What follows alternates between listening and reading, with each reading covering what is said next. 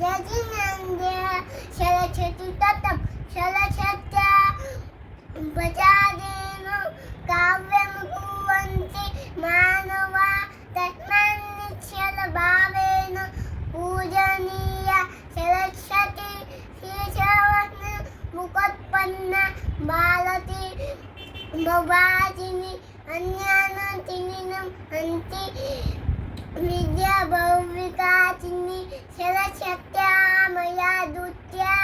दिव्या कमललोचना हंसत्कंद समारूला वीणा पुस्तकधारिणी प्रथमं भारती नामच्च द्वितीयं च सरस्वती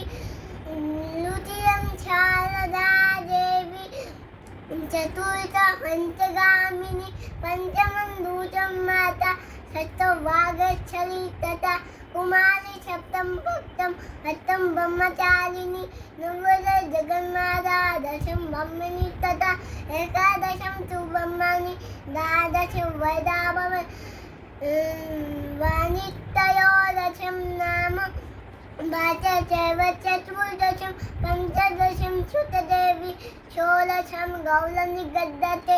एतानि श्रुतनामानि प्राप्तलुप्ताय पते तथे सन्तु माता शारदा वैदा